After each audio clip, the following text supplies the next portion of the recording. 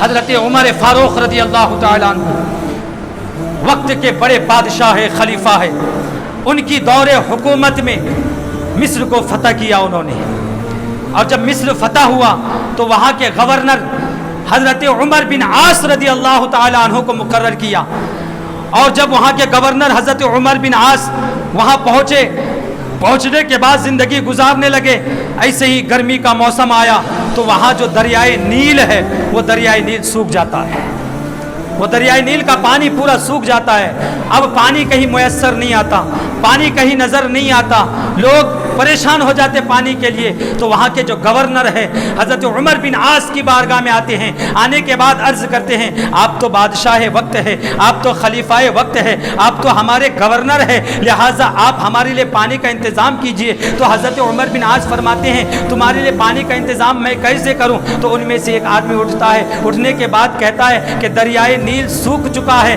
ہم کو وہیں سے پانی لانا ہے۔ تو کسی نے کہا کیسے پانی لے کے آتے؟ تو وہ لوگ جو پہلے پرانا جو رواج تھا، ہمارا کچھ یہاں ہے، ہمارا بھی یہاں کچھ ہے، ان کا وہاں بھی کچھ تھا، تو وہ لوگ ایک بار میں ختم کر دیے تھے، آپ لوگ 100 بار میں ختم نہیں کر رہے۔ ان میں سے کسی آدمی نے اٹھ کر کے کہا ہے کہ اے گورنر، اے عمر بن عاص، پانی ایسے ہی نہیں آئے گا، پانی آنے کے لیے کچھ چیزوں کی ضرورت ہے۔ تو حضرت عمر بن عاص فرماتے کیا چاہیے؟ تو کہنے لگے کہ ایک خوبصورت لڑکی کو لے جا کر کے وہاں پر ذبح کرنے سے پانی آئے گا، ایک کنواری لڑکی کو، نوجوان لڑکی کو جو خوبصورت ہے، دریائے نیل کے بیچوں بیچ میں لے جا کر کے ذبح کرنے سے پانی آ جائے گا۔ حضرت عمر بن عاص تھوڑی دیر کے لیے سکتے میں آ جاتے ہیں، یہ کون سی بات ہوئی؟ پانی لانے کے لیے لڑکی کو قتل کرنا، ناحق خون بہانا، یہ کون سی بات ہوئی؟ تو انہوں نے پرزور اپیل کیا کہ نہیں، جب وہ سوکھتا تھا ہم لوگ ایک لڑکی کا بھیٹ چڑھاتے تھے، وہاں ایک لڑکی کا خون دیتے تھے، اور خون دینے کے بعد چند گھنٹوں میں یا چند دنوں میں پانی آ جایا کرتا تھا۔ یہ کہاں کا انصاف ہے؟ ایک لڑکی کو جو معاشرے میں پلتی بڑھتی ہے، جو معاشرے میں اچھی خوبصورت رہتی ہے، اس کو لے جا کر کے ذبح کر دیا جائے۔ آج ہمارے اندر بھی چند ایسی عادت ہے، نیا گھر بنا لیے، نیا گھر بنانے کے بعد لے جا کر کے دودھ ابالتے، نئے گھر میں لے جا کر کے دودھ ابالتے، دودھ نیچے گرنا، ابل کے دودھ نیچے گرنا۔ کون بتائے آپ کو دودھ ابالنا کر کے؟ نئے گھر میں دودھ ابالنے سے پورا گھر سادہ ہو جاتا، وائٹ ہو جاتا، پورے گھر کی بلائیاں ختم ہو جاتی۔ ویسا ہوتا تو 10 کنٹل 10 من دودھ لا کر کے پورے گھر کو نہلا کے چھوڑتے تھے ہمیں، زندگی بھر بیماری اچ نہیں آنا، زندگی بھر پریشانی اچ نہیں آنا۔ لیکن گھر کے بیچوں بیچ میں لے جا کر کے دودھ ابال رہے، دودھ ابلتے نیچے آ رہا، یہ کیا فضول خرچی نہیں ہے؟ آپ بتائیں، دودھ اللہ نے ہم کو کیا کرنے کے لیے دیا ہے؟ پینے کے لیے دیا ہے۔ دودھ کا اللہ تبارک و تعالیٰ نے استعمال کرنے کے لیے دیا ہے، اسی دودھ کو آپ گھر کے بیچوں بیچ میں ابال کر کے آپ دودھ کو فضول خرچ کر رہے ہیں، تو کیا یہ اسلام اس بات کی اجازت دے گا؟ کل قیامت کے دن آپ اس دودھ کی وجہ سے پکڑے جائیں گے تو کیا کریں گے؟ اللہ تبارک و تعالیٰ آپ کو کل قیامت کے دن میدان محشر میں کھڑے ہو کر کے پوچھے گا، اے بندہ، میں نے دودھ تجھے پینے کے لیے دیا تھا، تیرے گھر میں ابالنے کے لیے نہیں دیا تھا۔ اس وقت اگر آپ کو ایک ابال دودھ کی وجہ سے اللہ جہنم کا فیصلہ سنا دے تو آپ کیا کریں گے؟ کچھ نہیں کر سکتے، وہاں تس سے مس نہیں کر سکتے۔ اللہ فیصلہ سنانے کی دیری ہے، جہنم کے فرشتے کھینچتے ہوئے لے کے چلے جائیں گے، آن کے آن میں لے جا کر کے جہنم میں ڈال دیں گے۔ اور بھی بے شمار خرافات ہیں ہمارے اندر، اوپننگ کے دن، گھر کے اوپننگ کے دن کیا کیا نہیں کر لیتے، اس میں ذرے جنے کا خیال یہ کہ خون بھی بہانا، اس میں خون بھی ڈالنا، ایسا کچھ شریعت میں نہیں ہے۔ شریعت میں کیا ہے؟ نیا گھر بنائے تو اس گھر میں قرآن کی تلاوت کرواؤ، اس گھر میں نعتیں پڑھواؤ، اس گھر میں قرآن کی تلاوت کر کے اللہ کا ذکر کرواؤ۔ اگر خدا نہ خواستہ اس گھر میں آفتیں ہیں، بلائیں ہیں، پریشانیاں ہیں، جو تمہارے دل میں ہے گھر میں نہیں ہے، جو تمہارے دل میں ہے گھر میں نہیں ہے، شیطان ہمارے گھر میں چاہے بول کے وہ تمہارے گھر میں نہیں رہتا، تمہارے دل میں رہتا، تو اس قرآن کی تلاوت کی وجہ سے تمہارے گھر کے شیطانہ کے ساتھ ساتھ اللہ تمہارے دل کے شیطان کو بھی دور عطا فرمائے گا۔ یہ دودھ ابالنا کسی بھی شریعت میں نہیں ہے۔ دیکھو، آپ کسی بھی عالم سے پوچھ سکتے ہیں، میری طرف سے اجازت ہے، اگر وہ ثابت کر دے گا ہے تو زندگی بھر میں ابالنے کے لیے تیار ہوں۔ یہ سب چیزیں شریعت میں نہیں ہے، من گھڑت باتیں ہیں، یہ ہمارے پروج جس کو بولتے ہیں، ہمارے دادا پردادا، ہمارے جو پرانے کر کے چلے گئے تھے وہی ہم کر رہے ہیں. تو کچھ چیزیں ایسی ہیں جن کو نہیں کرنا ہمارے لیے بہتر ہے. کیوں؟ وہ رواج قائم کیے، ہم اگر کرتے رہیں گے تو وہ گناہ ہم کو بھی ملے گا، ان کو بھی ملے گا. ہماری وجہ سے چھپ کے گناہ ملنا ان کو، چپ چپ انہوں نہیں جانتے تھے، کر کو چلے گئے بیچارے. کتا معلومات نہیں تھی، دنیا کے حساب سے جیتے تھے، کھاتے تھے، پی کے چلے گئے. دین کا معلوم نہیں تھا، دین کی تحقیق نہیں تھی، ایسا کر کے چلے گئے اپنے حساب سے. اب ہم نہ معلوم رہ کر کے اب اگر ہم وہ کرتے رہیں گے تو ہمارا گناہ ان کو بھی پہنچے گا. ہمارے دادا کو ہمیش گناہ پہنچا رہے ہیں، ہمارے پردادا کو ہمیش گناہ پہنچا رہے ہیں. خدا کے واسطے اپنے کلچر کو بدلو. تو ایسے ہی اس لڑکی کی بھیٹ کے بارے میں بات کی گئی تو حضرت عمر بن عاص کہنے لگے نہیں یہ غلط ہے، ایسا طریقہ غلط ہے، یہ میں نہیں مانتا، مجھے ٹائم دو، کچھ دیر ٹائم دو، صبر کرو. تو وہاں کا جو گورنر عمر بن عاص ہے، حضرت عمر بن خطاب جو وقت کے بڑے بادشاہ ہیں، خلیفہ وقت ہے، ان کے پاس خط لکھا. خط لکھنے کے بعد اپنا پورا واقعہ بیان کیا. یہاں ایسا دریائے نیل سوکھ چکا ہے، ایک لڑکی کو ذبح کر کے خون ڈالے تو پانی آتا نہیں تو نہیں آتا، لہٰذا آپ کو حکم فرمائے میں کیا کروں. کیونکہ یہ گورنر تھے، وہ خلیفہ تھے، ان کے ماتحت تھے، یہ وہ حکم کریں گے تو یہی کام کرنے والا، نہیں تو نہیں کرنے والا. تو وہاں خط لکھے. خط لکھنے کے بعد جب خط پہنچے، حضرت عمر بن خطاب 2 خط لکھے.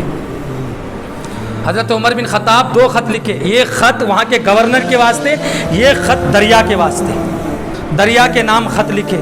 کون لکھیں گا آج دریا کے نام خط؟ کسی کے اندر اتنی طاقت ہے دریا کے نام خط لکھنے؟ ہماری بات دریا سمجھتے ہیں؟ ہمارے گھر والے نہیں سمجھ رہے دریا کیا سمجھتے. قربان جاؤں ان کی عزم و استقلال پر، ان کی ہمت پر، ان کو خدا کی ذات کے بھروسے پر میں قربان جاؤں. 2 خط لکھے، ایک گورنر کے نام اور ایک دریا کے نام.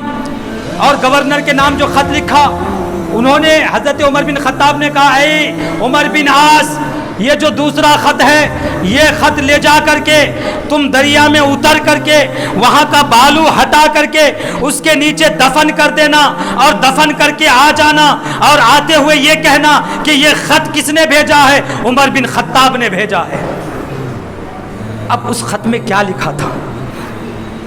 وہ جو دریا کے نام تھا اس میں کیا لکھا تھا؟ تو اس میں کیا لکھا تھا معلوم ہے کہ حضرت عمر نے دریا کے نام خط لکھا تھا. کیا لکھا تھا کہ اے دریا، اگر تو اپنی مرضی کا مالک ہے، اے دریا اگر تو اپنی مرضی کا مالک ہے، تو خود پانی چھوڑتا ہے، تو خود پانی پی جاتا ہے، تو خود پانی دیتا ہے، تو خود سوکھ جاتا ہے، تو تیری ضرورت ہی نہیں. ہم تیرے پانی کی بھی ضرورت نہیں ہے، تیری بھی ضرورت نہیں ہے. تو خود سے اگر چل رہا ہے، تو خود سے اگر سوکھ رہا ہے، تیری ضرورت نہیں ہے. ہاں اگر تجھے میرا رب چلا رہا ہے، اگر تجھے میرا اللہ چلا رہا ہے، تو ہم اس اللہ کی بارگاہ میں عرض کرتے ہیں اے اللہ تو ان پیاسوں کے لیے اس دریا میں سے پانی جاری عطا فرما. یہ خط میں لکھا لفظ ہے. پورے مصر میں بات پھیل گئی کہ دریا کے نام خط آیا ہے، گورنر کے پاس دریا کے نام خط آیا ہے. اب اچانک کوئی حادثہ ہو تو ہم لوگ بھی دیکھنے کے لیے جاتے ہیں نہیں جاتے ہیں؟ ہر سال لڑکی کو ذبح کر کے ڈال کر کے پانی لاتے تھے. اب یہ پرچی ڈال کر کے، یہ خط ڈال کر کے پانی لانا بولے تو کیا ہوگا، کیسا ہوگا، کدھر ہوگا بول کر کے جہاں تک لوگ سنے تھے لاکھوں کی تعداد میں لوگ آئے، لاکھوں کی تعداد میں لوگ آئے. اور آنے کے بعد حضرت عمر بن عاص اترتے ہیں، اترنے کے بعد دریا میں رکھتے ہیں، وہاں بیچ میں ہٹا کر کے رکھتے ہیں، رکھنے کے بعد مونچھتے ہیں، مونچھنے کے بعد کہتے ہیں کہ اے خط، اے دریا، تجھے عمر بن خطاب نے بھیجا ہے. یہ کہہ کر کے وہ واپس آتے ہیں. آنے کے بعد شاید کہ کچھ لمحے کا وقت گزرا ہو، کچھ ہی لمحوں کا، پہلے 2-3 دن لگتا تھا، 4-5 دن لگتا تھا، کچھ ہی لمحے کا وقت شروع ہوتا ہے، کچھ ہی لمحہ گزرتا ہے. جہاں وہ خط ڈالا تھا وہاں سے اتنا پانی آنا شروع ہوتا ہے، اتنا پانی آنا شروع ہوتا ہے. کتابوں میں آیا ہے ہر سال جتنا پانی رہتا تھا اس سے 6 گز زیادہ اللہ تبارک و تعالیٰ دریا میں پانی عطا فرما دیا ہے. 6 گز زیادہ پانی آیا. کیوں آیا؟ کیا خط رکھنے کی وجہ سے صرف آ گیا؟ ہمیں دیکھیں گے رکھ کر کے ہمارے گھر میں آندے کیا، تب نل ہفتے میں جو 4 دن میں 5 دن میں کے بعد نل آتا ہے نا، وہ 2-3 دن میں رکھ کے دیکھو تمہارے گھر میں نل آتا کیا؟ جب تک انہوں چھوڑتے نہیں تب تک آتا نہیں، جب تک انہوں نل چھوڑتے نہیں تب تک آتا نہیں. تو ہمیں یا بازو رہے سو نل نہیں لا سکتے. नल में पानी नहीं ला सकते, और वो सूखे दरिया में खत डाल करके पानी लाते थे। क्यों मालूम है? कि उनका भरोसा अपने आप पर नहीं, रब के ऊपर था। उनका जो तवक्कल था अल्लाह पर था कि जो अल्लाह दरिया को सुखाया है वही अल्लाह दरिया में पानी अता फरमाएगा। तो ऐसा ही भरोसा अगर हमारे अंदर आ जाए ना तो किसी दुनियादार की ज़रूरत नहीं पड़ेगी हमको। बारहा एक लफ्ज़ कहता हूँ मैं कि तुम अल्लाह का हो जाओ, तुम अल्लाह का हो जाओ, सारी खुदाई अल्लाह तुम्हारे पीछे लगा देगा।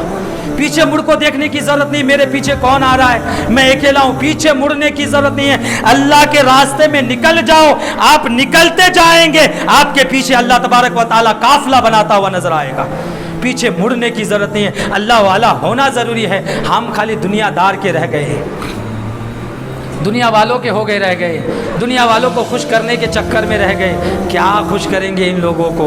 उनको खुद अपनी ज़िंदगी का भरोसा नहीं है। खाना खाए तो खाना खा के उठता कि नहीं वो भी मालूम नहीं है। तो फिर ऐसी ज़िंदगी का जिसका खुद भरोसा नहीं है उसके ऊपर भरोसा करके क्या फ़ायदा?